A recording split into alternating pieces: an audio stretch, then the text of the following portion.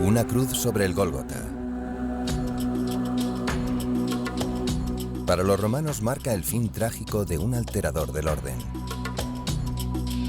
Para los fariseos sella la derrota de un falso profeta, de un blasfemo que se decía hijo de Dios. Ha triunfado el judaísmo que ellos encarnan.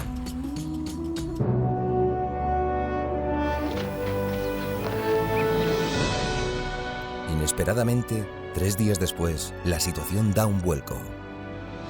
El cadáver del ajusticiado ha desaparecido. Sus apóstoles, antes acobardados, pregonan esta increíble noticia. Ha resucitado. Ellos le han visto. Tomás incluso metió el dedo en sus llagas. No les cabe duda. Aquel hombre era Dios, el Mesías anunciado. Confortados por el Espíritu Santo, dan la cara como testigos de Cristo resucitado. Cada uno se sentirá su enviado, que es la traducción de la palabra apóstol.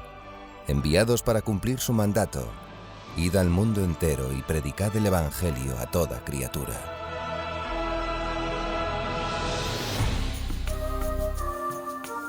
Pero, ¿qué era el mundo entero? ¿Y qué significa el Evangelio?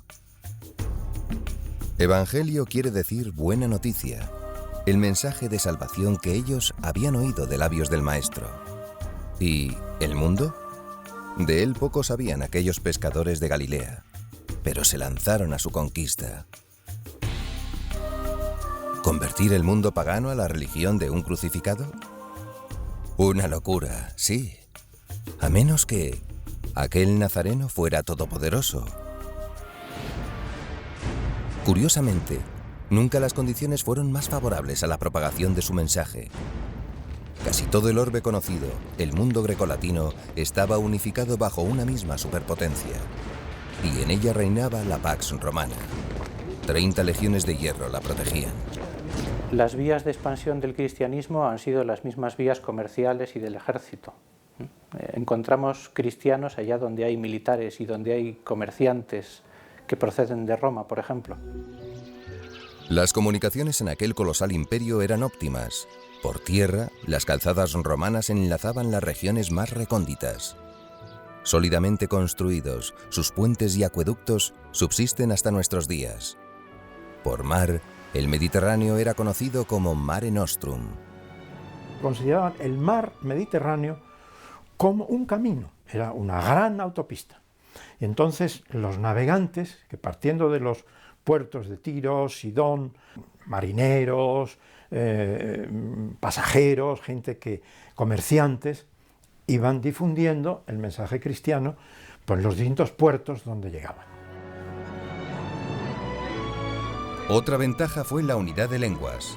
El latín se imponía como idioma oficial en todo el imperio, desplazando al griego. Los cristianos usaron ambos en su predicación, uniendo la sabiduría helénica con el pragmatismo romano.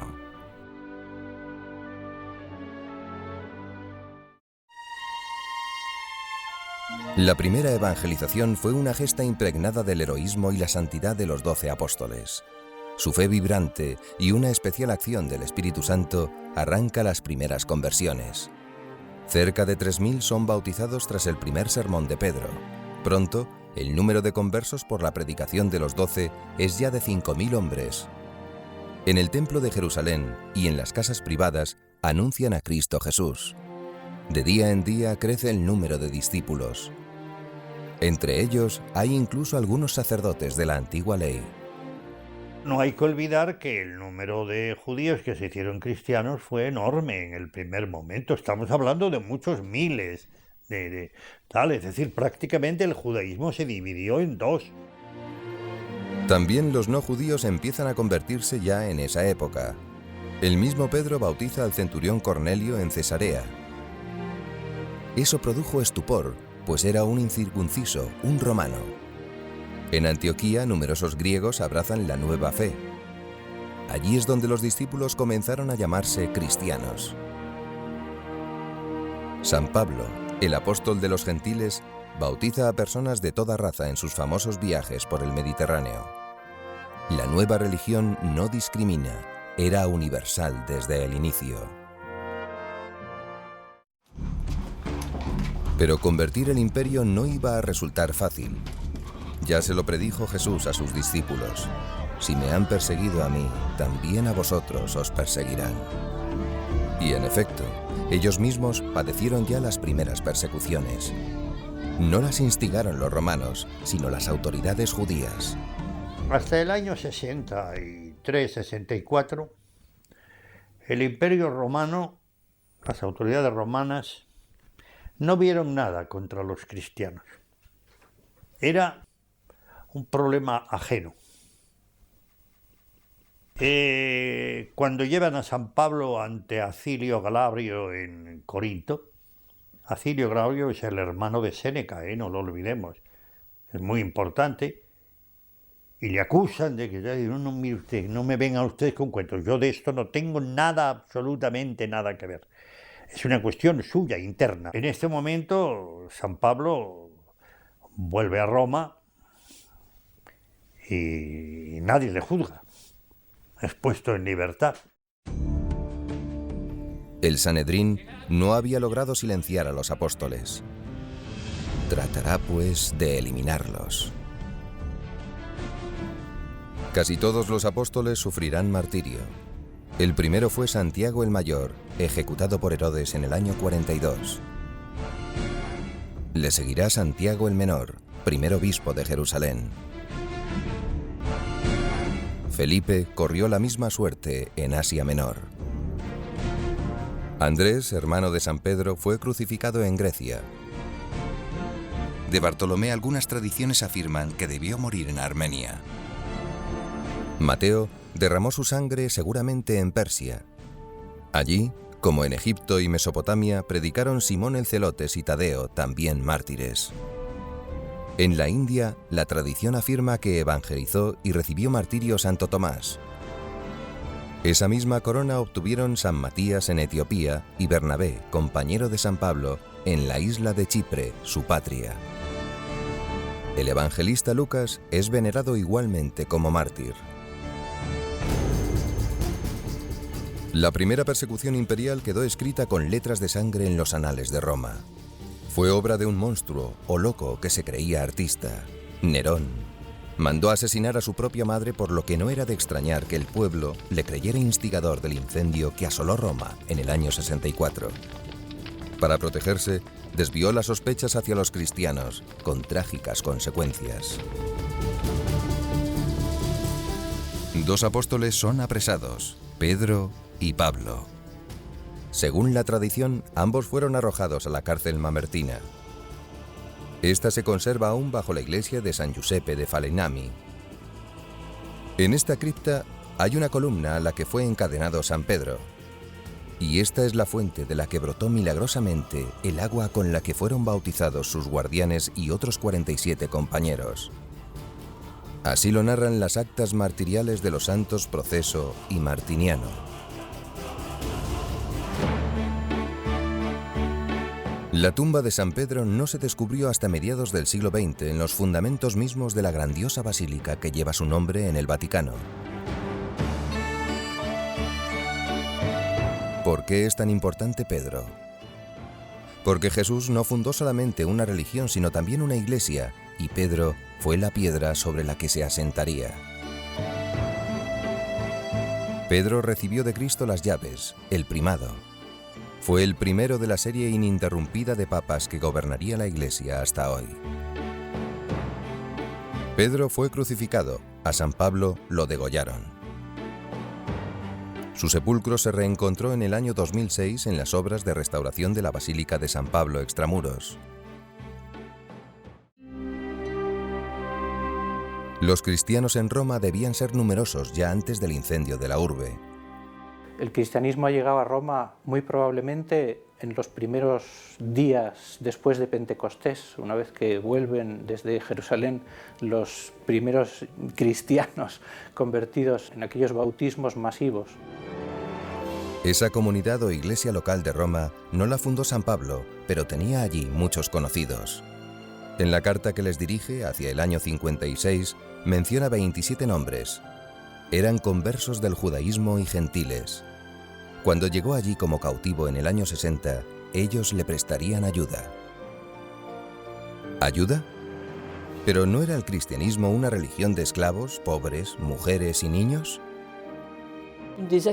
Una de las acusaciones de los paganos fue que el cristianismo era una religión para gente humilde, para mujeres y niños, que eran más fáciles de sobornar que los padres de familia o la gente de clase alta.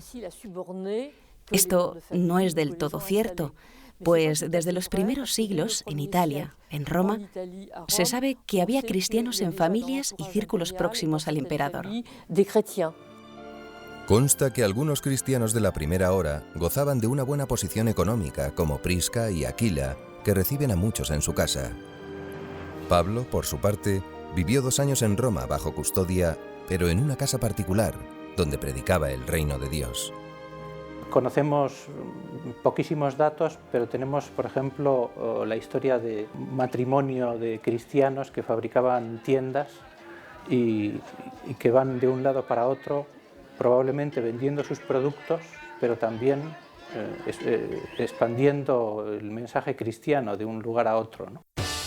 Los planes de Nerón fracasan y termina suicidándose. El cristianismo sobrevive y prospera. Las ruinas de Pompeya, destruida por la erupción del Vesubio en el año 79, demuestran que por entonces había ya cristianos en esta ciudad pagana, como en tantas otras. Somos de ayer y lo hemos llenado todo, escribía Tertuliano a fines del siglo II. A partir de esa época la expansión es espectacular. Ya en el siglo III hay florecientes comunidades cristianas por todo el imperio, desde Siria, Palestina y Egipto, pasando por la costa mediterránea de África, hasta los confines de la tierra conocida, Hispania. También en Francia, principalmente la región de Marsella, y en los Países Bajos hubo importantes comunidades de cristianos. ¿Qué creían aquellos cristianos? ¿Qué era aquello que apreciaban más que su propia vida? Esta vida mortal no era para ellos sino la antesala del paraíso, del goce eterno de Dios. Un anticipo de él era la Eucaristía, en la que recibían al mismo Cristo en alimento. Imitarle, sobre todo en el amor, era su objetivo. Igual que su divino maestro, ellos resucitarían después de la muerte. Un texto de principios del siglo II, la Didaché, resume ya la fe y la liturgia de los primeros tiempos. Todo aquello contrastaba fuertemente con el paganismo circundante. El Coliseo es el símbolo del poder de Roma y de los valores de aquella sociedad, ávida de juegos y de diversiones sangrientas. Terminado en el año 80 por Tito, fue el marco grandioso del martirio de muchos cristianos. Era el mayor, pero no el único anfiteatro del imperio en el que eran arrojados a los leones en época de persecución.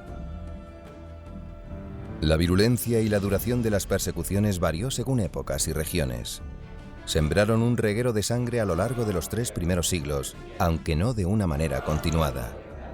Hay momentos, es decir, cuando se desata una persecución sangrienta, el número de mártires es muy elevado, eso no cabe duda. Pero luego hay tiempo y tiempo y tiempo y tiempo en que no pasa nada. Aquellos cristianos eran pacíficos, no conspiran contra el poder. ¿Por qué, pues, se les persigue? El principal motivo es la negativa de los cristianos a participar en los ritos del culto imperial. Rehusar era delito de lesa majestad. Suponía infidelidad a la patria y la pena era de muerte. Muchos cristianos prefieren dar la vida antes que renegar del Dios único y verdadero. Pero las persecuciones no son solo iniciativa de emperadores y magistrados. Influye mucho una opinión pública que tilda a los cristianos de ateos y magos, acusaciones que suponían la condena a muerte. Lo que pasaba era que detrás de esas acusaciones, en el derecho penal romano, lo que había era una condena a muerte. La hostilidad degenera en fanatismo cuando, como señala Tertuliano, se achaca a los cristianos cualquier epidemia o catástrofe natural. Se ha desbordado el Nilo, los cristianos a los leones. Ha habido un terremoto en tal sitio, los cristianos a los leones. O sea que era como una especie de chivo expiatorio porque los cristianos eran los culpables, cuando realmente no tienen nada que ver. Lo que sí tenía que ver con esas calumnias era la vida virtuosa de los cristianos. Era como una bofetada moral para las costumbres depravadas del paganismo. La vida moral de los cristianos choca con el ambiente que viven los demás ciudadanos del Imperio Romano. Así, la vida cristiana, pues, es limpia en sus relaciones matrimoniales, es clara en sus, diríamos, en sus aportaciones contributivas al Estado, por lo que se refiere a la justicia. No mienten, son los que han encontrado auténticamente la verdad con mayúscula, que es Cristo, que es el que les impulsa, el que les da la fuerza para luchar contra las propias contrariedades interiores de cada persona y las dificultades que les vienen de fuera. Desde el siglo I, el cristianismo es considerado superstición ilícita y la profesión de fe un delito. El populacho propala acusaciones monstruosas de infanticidio y antropofagia. Esos cargos nunca fueron probados ante los tribunales. Es reveladora la actitud de un gobernador romano de Bitinia ante unos detenidos cristianos. Les pidió realizar gestos de culto ante las estatuas de los dioses a las que habían añadido la estatua del emperador Trajano, entonces en el poder. Finalmente, les castigó por negarse a ello, pero no por los crímenes que los rumores públicos les imputaban. Esos crímenes horribles de matar niños, de comerse su carne, de tener costumbres dudosas, etc.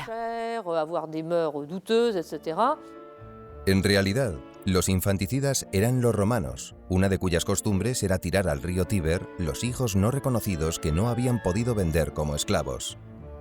Era un sucedáneo del aborto. La corrupción romana fue tremenda, sobre todo en estos siglos. Y claro, eso creaba una barrera de separación con el cristianismo. ¿Cómo podía aceptar el libre concubinato, la homosexualidad o el asesinato de los niños? No podía aceptarlo, vamos. Y por consiguiente se encontraba fuera de la ley, estrictamente, es decir, como religio no lícita. Los cristianos creían en la divinidad de Cristo. Eso les impedía adorar al emperador, pero acataban su autoridad legítima en lo demás. No eran unos traidores, ni unos rebeldes. Desde el principio, desde Cristo y los apóstoles, los cristianos habían dicho siempre que ellos eran ciudadanos y súbditos leales del imperio, que rezaban por las autoridades, y tenemos pruebas conocidas de esas oraciones por las autoridades, aun cuando eran perseguidos. Estas galerías son las catacumbas de San Calixto. Construidas como lugares de enterramiento, los cristianos se refugiaban en ellas en tiempos difíciles y de persecuciones. La descripción de la Iglesia de los 3 primeros siglos como Iglesia de las Catacumbas, siempre perseguida hasta la paz de Constantino, no es exacta. Hubo de hecho amplios periodos de paz en esta primera época, donde las catacumbas solo se usaban para lo que fueron hechas, como cementerios. ¿Cuántos mártires hubo en los 3 primeros siglos? ¿Cuántos han muerto en las persecuciones? Algunos hablan de 200.000. No sabemos si es mucho o es poco, porque no sabemos cuántos habitantes tenía todo el imperio, ¿no? En cada momento. Lo que tenemos, eso sí, son los documentos que nos atestiguan la muerte de personas que han sufrido heroicamente todas las torturas previas al martirio, ¿no? Y de esto nos hablan los historiadores antiguos y tenemos también las actas de los mártires. Las primeras noticias del culto a los mártires se conservan en una carta de San Policarpo de Esmirna. Era discípulo del apóstol Juan, que lo consagró obispo. Fue quemado vivo en Roma a mediados del siglo II. El relato de su pasión es uno de los documentos más antiguos de la Iglesia. La literatura martirial es muy abundante. Se distinguen las actas de los mártires, que son documentos auténticos de otros escritos que contienen relatos legendarios. Entre otras muchas se conserva el acta de San Fructuoso y sus 2 diáconos arrojados a las llamas en el anfiteatro de Tarragona en el año 259. Entre los mártires hay nobles y esclavos. Emociona leer las actas del martirio de la esclava Felicidad y de la noble Perpetua. Consecuentes con su fe, se negaron a sacrificar a los ídolos y fueron después arrojadas a las fieras en Cartago. Cuando son llevados a la cárcel por primera vez, Perpetua y sus compañeros no son todavía cristianos, no han sido bautizados, son solo catecúmenos y sin embargo se reconocen como cristianos y viven heroicamente. Solo durante su prisión recibirán el bautismo. Comienzan a ser cristianos en la cárcel, precisamente. Hay mártires de todas las edades, incluso niños como los hermanos Justo y Pastor de 9 y 13 años. Murieron testigos de Jesucristo hace 17 siglos en Alcalá. Su culto se extendió pronto por España y Francia. La mayor parte de los mártires cuya memoria conmemora la liturgia actual corresponden al siglo III. Se había restaurado por entonces el culto a los dioses y al emperador. La Iglesia no lo admite y se desencadenan las duras persecuciones de Decio y Valeriano. Pero no todos los cristianos se mantuvieron firmes. Algunos claudicaron. Se les llama caídos, lapsi. Apóstatas es una palabra un poco fuerte para aquellos que sucumbieron ante la persecución, haciendo un pequeño gesto, unos granos de incienso en un pequeño altar o simplemente comprando un certificado justificativo de haber sacrificado. Los lapsi podrán más tarde reintegrarse a la Iglesia mediante una penitencia proporcionada a su falta. La más terrible de las persecuciones fue la última, a principios del siglo IV. La ordenó Diocleciano con el designio de terminar de una vez para siempre con el cristianismo. Hizo muchos mártires, pero fracasó. Pronto iba a sonar la hora de la libertad de la Iglesia. ¿Cuál fue, pues, el balance final de las persecuciones? Las persecuciones hicieron daño, pero estimularon la generosidad. Tertuliano decía que la sangre de los mártires es semilla de nuevos cristianos. La hostilidad pagana no doblega, sino que fortalece la cohesión de los cristianos. Los condenados son asistidos por los demás. Muchos les envían el alimento del que se privan. Cuando un pobre muere, pagan sus funerales y ayudan a huérfanos y viudas. Pero no se ayudan solo en la adversidad. La caridad es vínculo permanente de amor. Se asisten también como verdaderos hermanos en el camino de la santidad. El evangelista San Lucas nos hace una visión conmovedora de los primeros cristianos. Permanecían unidos en la enseñanza de los apóstoles, en la comunión, en la fracción del pan, en la oración. Tenían un solo corazón y una sola alma. No había necesitados entre ellos, porque aquel que tenía una casa o un campo lo vendía, ponía el importe a los pies de los apóstoles y se proveía a lo que cada uno necesitaba. La comunidad cristiana tuvo desde el principio una organización jerárquica. En cada ciudad se establecía una iglesia local bajo la autoridad pastoral de un apóstol o de un obispo. Un colegio de presbíteros y diáconos le asistían en materia litúrgica y disciplinar. Esos núcleos cristianos no crecían aisladamente unos de otros. Había una verdadera comunión entre iglesias locales. Todas se sentían integradas en la misma Iglesia universal. El nexo de unión era el obispo de Roma. El sucesor de Pedro ejercía su primacía sobre las demás iglesias, velando por la sana proliferación de cada una de ellas. Un testimonio de la autoridad del sumo pontífice en la iglesia primitiva es la carta que el Papa San Clemente le escribe a los de Corinto a final del siglo I. Andaban los de Corinto metidos en litigios internos y el Papa les indicó cómo debían resolver sus diferencias y les exigió obediencia. La respuesta de la iglesia de Corinto es ejemplar.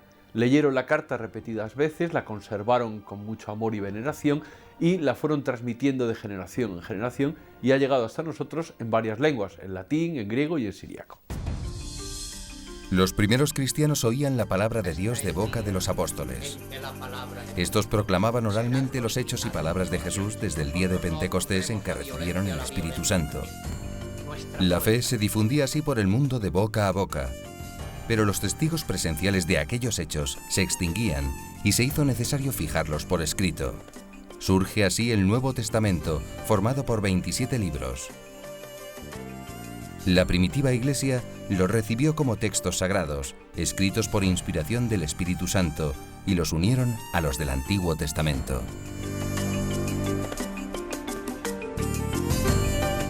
Estos libros sagrados forman uno de los 3 sólidos pilares sobre los que se asienta la Iglesia.